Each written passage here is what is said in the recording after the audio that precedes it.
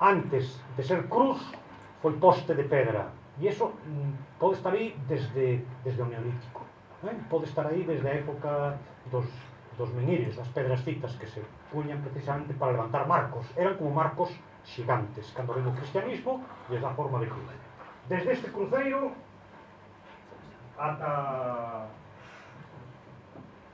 Por aquí ten que haber outro cruceiro. Aquí? Vale. Pois ese é o cruceiro de Síngulis. É dicir, o que hoxe na zona de Síngulis, o Eirado do Costal, non? Fixémonos no nome. Non se chama Praza do Costal. O nome popular é Eirado do Costal. Que nos está dicindo?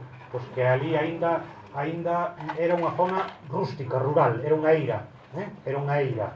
A origen das prazas urbanas, en xeral, pois son eiras. De unhas convertíronse logo, foron rodeadas de casas, e entón pasanse a chamar prazas, máis ben, porque anás era o lugar do mercado. A praza era o lugar do mercado, ali se montaban os postos na época medieval. Pero cando sigue chamando eirado, eso que nos está recordando moito aínda a estrutura rural. Moi ben, ou seja, que este plano nos sirve para... Non coincide moi ben, logo miraremos que as rúas non son exactas, pero coincide bastante. A partir de aquí e do Cascovello e de todo isto, eu elaborei este plano, que sería Cangas a finais do século XV, por exemplo, unha vez construída a igrexa. Entón, incluso quixen sinalar, mediante un análisis simplemente tipolóxica do plano, quixen sinalar dúas etapas no crecimento de Cangas, que son especulativas, por suposto, especulativas. Por eso, vedes que hai dúas intensidades. Hai unha zona con negro moi intenso, que vai desde o Eirado do Costal, desde a zona de Síngulis e Eirado do Costal, pois máis ou menos ata a zona que quedaría nas proximidades do Outeiro. Se vos fixades, toda esa zona é unha zona elevada. O normal é que as cidades medievais, no primeiro momento que se fundan, século XII, por exemplo, escollan uns lugares elevados. E aí se forma un núcleo, que en moitos lugares se chamou Burgo, sería o primitivo Burgo, se existe desde tempos moi antigos. Entón, aí sería esa primeira zona. E despois, a partir do século XIV-XV, cando se vai desenvolvendo a pesca, cando entón a actividade pesqueira xa dá negocio, cando xa pode haber mareantes e pescadores, a poboación vai crecendo. Ademais, o século XV foi unha época de crecimento da poboación. XV-XVI, a poboación foi crecendo. E entón, a poboación se iría estendendo, e fixadevos que aquí, cando chegamos a finales do século XV, aquí é onde se vai facer a igrexa, naquele extremo. A igrexa de Cangas non se pode construir en outro lugar, polo que dicen hai un momento. Pois, se se construiu ali, nun lugar excéntrico, nun lugar xa un tanto fora do que sería o casco urbano inicial, pois é porque toda esta zona estaba ocupada, porque senón hubieran procurado colocar a igrexa parroquial no centro, pois se coloca ali. E despois, a partir da igrexa, se iría estendendo toda esa zona que se chamaba a Ribeira, toda a zona da Ribeira, que é a zona que queda máis ou menos polo que hoxe se fixo todo ese enorme aterrado, pois toda a zona das terrazas e todo por aí. Eso sería, probablemente, logo, claro, había que ver si fóramos capaces de ver a distribución social da poboación. Esa zona da Ribeira sería zona puramente mariñeira, aí onde se varaban as embarcacións. Isto recorda moita xente, non? Isto recorda moita xente a praia que había na Ribeira, aí onde se varaban as embarcacións. Esa era a zona dos pescadores. O mar chegaba moi cerca das casas, e moitas casas desa zona tiñan no baixo habilitado espazo para guardar embarcacións, ou para guardar remos, ou para guardar os aparellos de pesca. Para eso, e incluso, nalgunhas, polo visto, se teñen descoberto tanques de pedra que podían ser para almacenar peixe, por exemplo, para salgar peixe. Algúnas cosas aparecen. Isto sería a zona puramente mariñeira.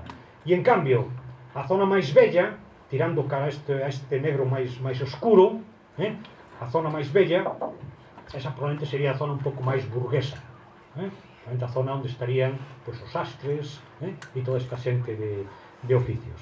Eu intentei reconstruir a toponimia urbana. Bueno, isto que vedes por aquí son nomes que aparecen en documentos antigos, xeralmente non medievais, por desgraza non temos documentos que nos digan cales eran os nomes que tiñan as rúas pois, na época medieval, pero en fin, moitos deles son fáciles de deducir porque é evidente que son nomes moi antigos. E non sei que máis teño por aquí. Esta sería a estrutura medieval. Bueno, isto é a zona precisamente, a zona máis aquí resaltada en negro, co parcelario. Hai uns traballos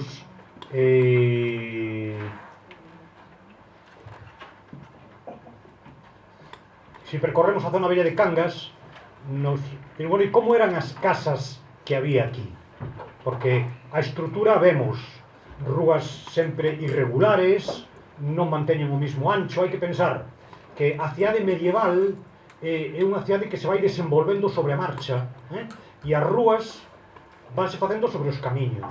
O sea, onde hai unha rúa medieval, hai o que había un camiño. Sobre ese camiño se foron construindo as casas. Como eses camiños eran irregulares, as rúas medievais son tamén irregulares, e nos lugares máis anchos que noutros. Eso podemos reconstruir. O que xa é máis difícil saber como eran as casas. Pois hai que pensar en casas xeralmente dunha planta, casas dunha planta, casas de planta baixa, como moito, cun sobrado, que se chamaba, había casa xa, baixa, e podían ter un sobrado. Si quen vivía nesa casa era un artesán, pois o normal é que traballase na planta baixa, que tuvese ali o seu taller de sastrería, de zapatería, do que fose, e que vivisen arriba. E se ás veces, se vivise algunha persoa pertencente a un estamento máis poderoso, en Cangas non debía haber. Cangas era unha poboación de estrutura social moi popular. Aquí había artesáns e pescadores. Pero se houvese algún, eses permitíanse facer unhas casas, ao mellor, de 2 plantas, que chamaban tanto a atención na súa época que se chamaban torres. Hai un lugar aquí que é a Torre do Galo. Entón, por que se chama Torre do Galo? Bueno, non pensemos que ali había unha torre defensiva. Non había torre defensiva. Probablemente ali o que había era unha casa dunha persoa máis rica que se pudo permitir o luxo de levantar. Os solares eran pequenísimos, claro, siguen sendo moi pequenos, eso non cambiou. Os solares moi pequeniños, as casas teñen unha fachada ínfima. A típica casa medieval ten unha porta e unha ventá, nada máis, unha porta e unha ventá. Entón, se queres ampliar espazo, pois tens que ampliar unha altura, se podes, porque normalmente eran casas construídas, a mellor a parte de abaixo había pedra e logo outro xa era de madeira, entón tampouco podías levantar moitos pisos. Aquí vemos o parcelario actual. E unha peculiaridade de Cangas, unha peculiaridade, e é que é bastante normal que as poboacións medievais teñan muralla. Cangas non parece que tivese muralla, non temos ningún dato de muralla de Cangas. Hai que pensar que non a tiña. Pero non obstante, tivesen ou non tivesen muralla, a cidade medieval é como unha especie de casa grande. Tende a cerrarse. Non é a concepción urbanística que temos hoxe, que a cidade se espalla, as poboacións se espallan, fanse casas por todas partes. Na época medieval concéntranse, porque hai un sentido como de casa. E además é importante vivir dentro, tes unha determinada categoría, goberna o concello, tes unha categoría urbana, e cerrase. Entón, se non ten muralla, como se cerra? Bueno, sabémolo ben porque non era o único caso de poboacións, incluso de cidades. Había algunha gran cidade en Galicia pois que muralla non tiña. Pontevedra tiña unha gran muralla, que eran os restos, tiña muralla. Pero, entón, as propias casas cerrábanse, as propias casas iban cerrando o espazo, de tal maneira que ti, para entrar no núcleo, tiñas que entrar por sitios moi concretos, que eran esas rúas, e ás veces esas rúas tiñan un arco. O sea, que podía non haber muralla, pero podía haber portas, porque as rúas pechábanse, as rúas pechábanse. Eu creo que a Rúa do Arco de Cangas actualmente é un resto do que pudo ser Cangas medieval. Probablemente onde hoxe está o arco en Cangas, daquela, para pasar, porque por ali entrabas, na zona bella, abaixo había un pequeno espazo e o mar inmediatamente, claro. Probablemente, para entrar por ali, tiñas que pasar por debaixo do arco. Ou se pasas por un lateral, está aberto, pero probablemente antes eso estaba cerrado. É posible que estuvese cerrado. Se nos fixamos naquelo, vemos unha estrutura un pouco rara, vemos aquelo que se estreita ali, posiblemente estaría cerrado. E é que, repito, a cidade tende a cerrarse. Se non ten muralla, polo menos coloca portas e só podes pasar por eses lugares. Este monumento máis antigo que hai en Cangas, porque, home, o testeiro da igrexa é gótico, bueno, xa máis ben, sí, tirando flamíxero, polo que se ve por toda esa balaustrada e os pináculos, pero de finais, como vemos a data do documento 1493, o documento moi explícito, estánse empezando a construir a igrexa. Pero esta ponte, que moitos veciños de Cangas lembran, e máis oían ir moita xente a bañarse aí, porque era un lugar moi tranquilo, moi recollido, nas aguas do río, e por suposto as señoras iban a lavar a roupa. Iso é a desembocadura do río Bouzós, onde hoxe o río Bouzós está ali canalizado e metido por debaixo daquelas pedras, vergonzantemente, pois daquelas tiña nin máis ni menos que esta desembocadura. Era un río de verdade, era un río, e aí había unha ponte magnífica, e aí debaixo da Praza das Pontes, está en plural porque hai dúas pontes. Hai esta ponte medieval, que parece ser que se conserva íntegra ali debaixo, é dicir, que se levantase o aparcamento ese, aparecería esta ponte, e hai outra ponte, que debe ser do século probablemente XIX, de cando se traza a estrada que vai por Rodeira. E, bueno, creo que con isto remato, porque está ben rematar como monumento máis antigo que ten Cangas, non? A ponte.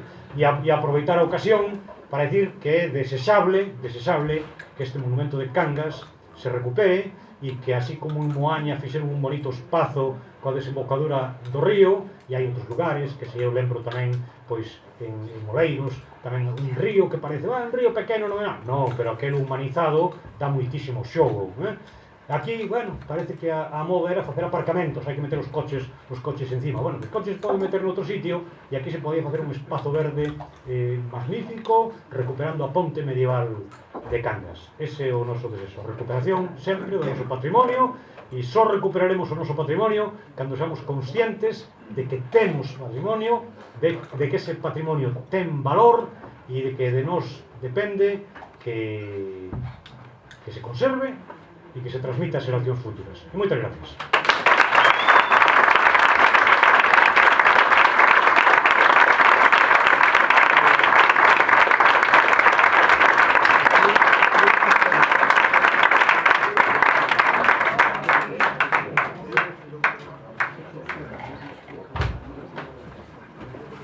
Se hai alguna cuestión, algún tema de debate, vale, e se non, vamos. A zona de Trincheiras, comentaste que estaba na zona de Rodeira, pero hai unha zona donde... Bueno, do Espírito Santo, sí, non, referíame a esa zona de... Pero é que hai unha zona no centro de Cangas, No centro de Cangas? sí, donde está o lavadero. Esa zona entre Nazaret e o lavadero, había un campo grande que era o campo das Trincheiras. Ah, sí, tamén? Sí. Porque esa zona de arriba, a zona esa arriba, cara a Nazaré, tamén se chamaba a Barreira, ou Barreiro, Barreiros. No, os barreiros están na zona do O cementerio. cementerio, sí, na zona do cementerio. Esos son os barreiros. Os Barreiros, entendía? Pero Roncheiras en esa zona, sí, vamos, eu recordo a miña nai e a miña tía comentaron. Falar da zona como nombrada así. Pasa que eu facía máis cara a Rodeira, cara ao Espírito Santo, facía máis cara ali porque que non sei agora, non lembro ben o documento, pero pareceme que o sitúa cara ao que chaman Entrambos Ríos, cara a Entrambos Ríos, e a zona de Entrambos Ríos é cara ali, pero bueno. As bolseiras existen na actualidade. Claro, claro. Suponime que non sei, incluso había algo que foi un pato, unha carga, non, pero al fin, Ben. está aí. Sí. Non lo sé, toponimia conserva, non sei desde logo. Sí, ahí donde se edificó, eso era un tendal de xente. Lavaban no río e tendían a roupa nesa zona. Denominaban así. E a zona esa do cementerio do... que? Barreiros? Os Barreiros. Xa se ve, non? Xa se ve na terra. A terra era roja. Toda a terra vermella, pero sigue sendo, De aí sacábase para construción, para o cantidad de bagazo, cousas. para cubrir o bagazo, despois da vendimia, Sí. íbase a buscar aí O barro. o barro rojo ese, efectivamente. sí. Tapaban as follas, poñían as follas e despois o barro. Sí. Efectivamente. Muy bien. Pues si non hai máis nada, marchamos. Moitas gracias a todos.